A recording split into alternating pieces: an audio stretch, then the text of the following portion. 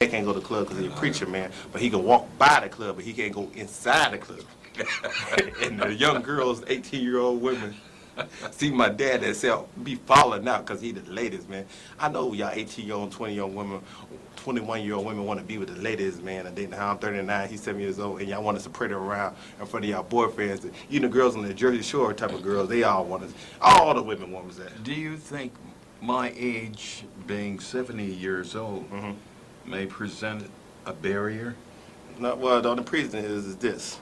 Women say you got some long eyelashes, and when you blink at them, they pass out, so I don't know. Oh, okay. Like my one girl, I can't say her name on TV. One girlfriend, she said, "Your dad very attractive for older men." For an older man? And Okay. and women, they want you and me because we look better than older men and they know how. Oh, okay. Every year we look better. Now, men, don't be mad because we look better than y'all and y'all women want us. It's just like this. Somebody got to be the soap opera in this movie, and we the soap opera. And the ladies want us. So, ladies, you got to shop with us, but you got to have some money. If you don't got no money, you got to have potential. You got to be able to show us that you're going to make money by going to college and do something with yourself. That's true. That's true. Don't be having bed bugs all the time I see you, because I get tired of that.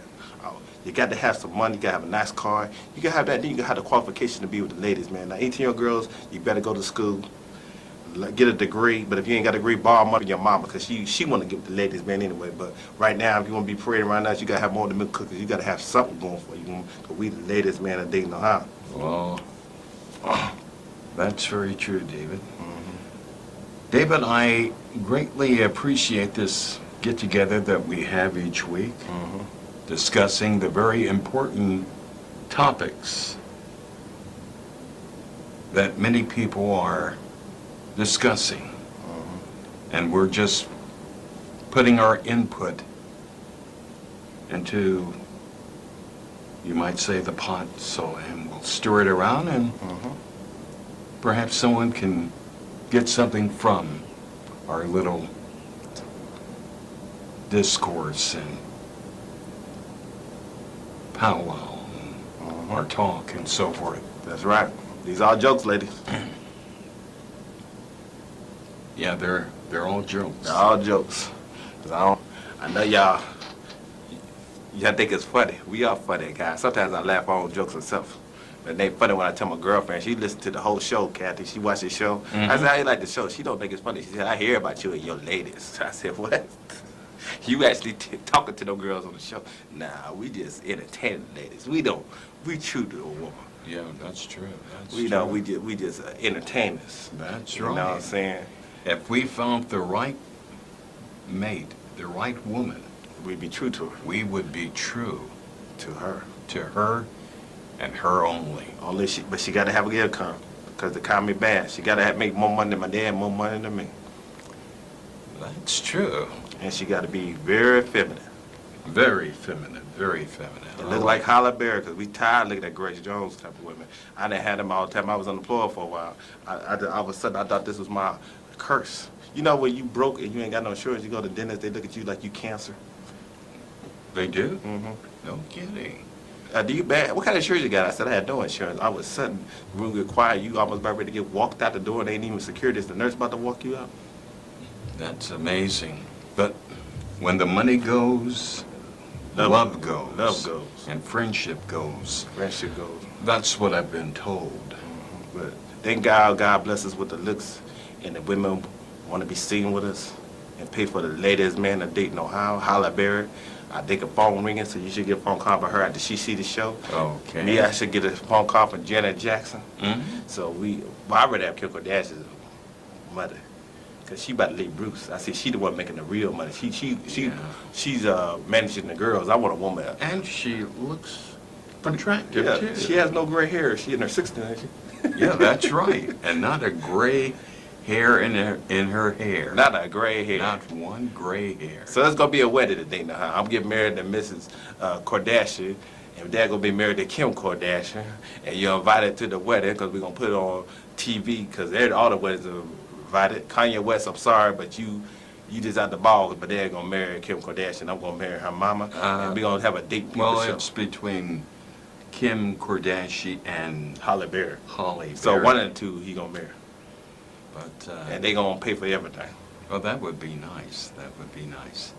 Well, David, I've enjoyed this little talk we've had, and what do you say we do it again next week? Sounds good.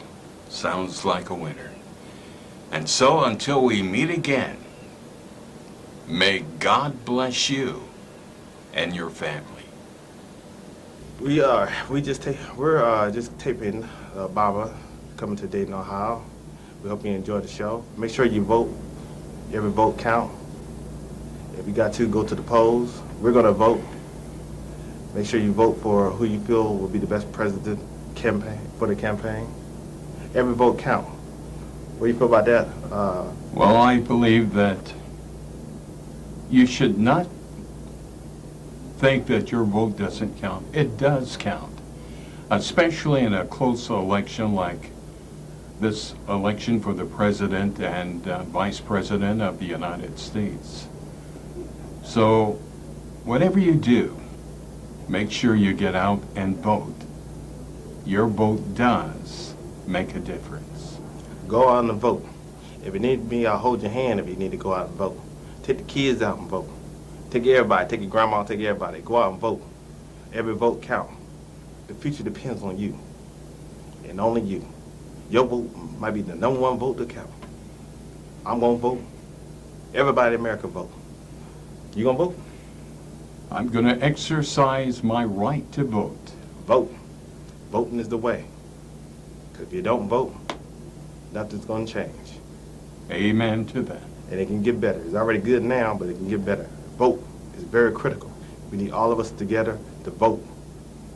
You can make a difference. Make sure you vote. Vote.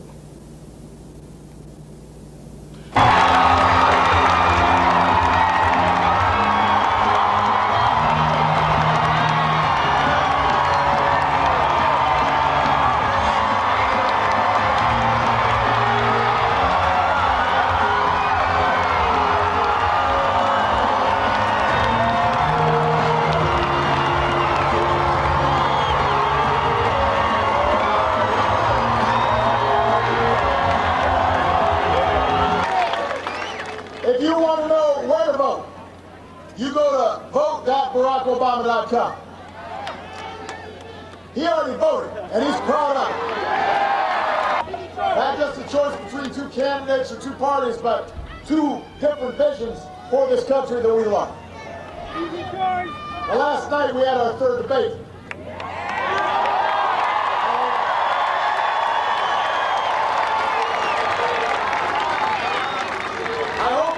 Clear that there's a big difference between me and Mitt Romney. And it's not just that he's got better hair. The greatest responsibility I have as president is to keep the American people safe. That's why I entered the war in Iraq, so we could go after the terrorists who actually attacked us on 9/11. That's why working with Joe Biden and our national security team, we've been able to decimate Al-Qaeda. That's why we're able to bring Osama bin Laden to justice. That's why we're now ending the war in Iraq, because after a decade of war, it's time to do some nation building right here in Ohio. Do some nation building here in the United States of America. In a world of new threats and challenges, America needs leadership that is strong and steady. Unfortunately, Governor Romney's foreign policy has been wrong and reckless. You heard him last night. He was all over the map. During the debate, he said he didn't want more troops in Iraq. But he was caught on a video just a few months ago saying it was unthinkable not to leave 20,000 troops in Iraq. Those troops would still be there today instead of back home. Last night he claimed to support my plan to end the war in Afghanistan. But he opposed a timeline that would actually bring the rest of our troops home. Last night he said taking out bin Laden was the right thing to do. Back in 2007, he said it wasn't worth moving heaven and earth to catch one man. Now, I recognize that we must have some doctors in the house, because I've already heard people identify this condition. It's called amnesia.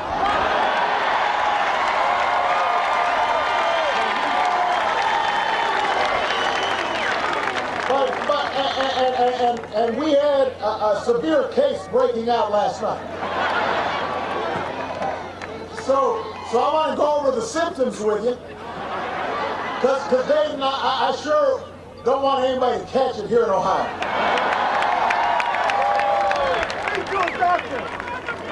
If you talk about how much you love teachers during a debate, but just a few weeks ago you said we shouldn't hire anymore because it won't grow our economy, you might have amnesia.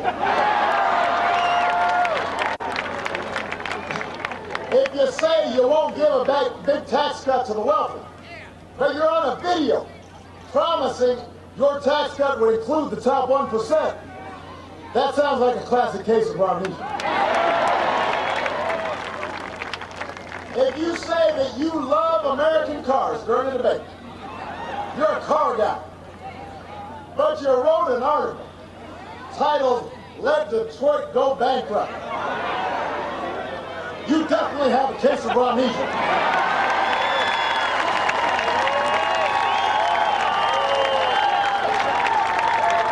Now, last night, Governor Romney looked you right in the eye, looked me in the eye, tried to pretend that he never said, "Let Detroit go bankrupt."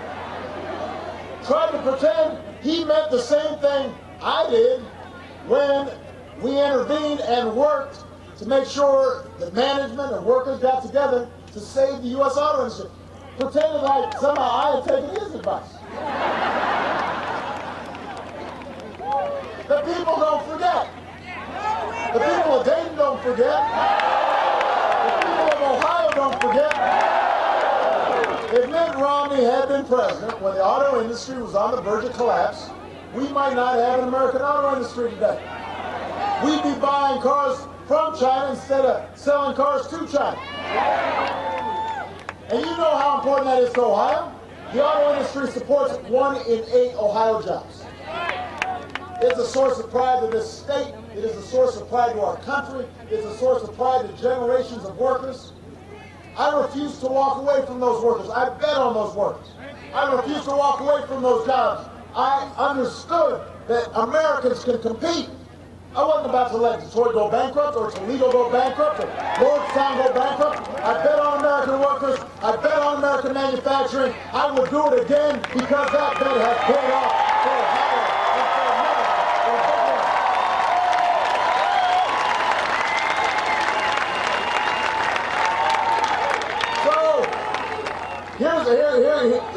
Here's the good news, Ohio. If you come down with a case of amnesia, if you can't seem to remember the positions that you've taken, not just 4 years ago, but 4 days ago, if you don't remember the positions that are on your website, if you don't remember the promises you've been making during the 6 years that you've been running for president, you don't have to worry because Obamacare covers pre-existing conditions. We can fix that. There's a cure. There's a cure.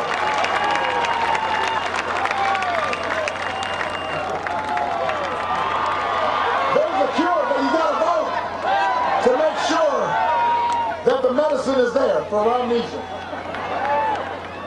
Now, you know, we joke about Governor Romney being all over the map, but it speaks to something important. It speaks of trust. There's no more serious issue in a presidential campaign than trust. Trust matters. You know, you want to know that the person who's applying to be your president and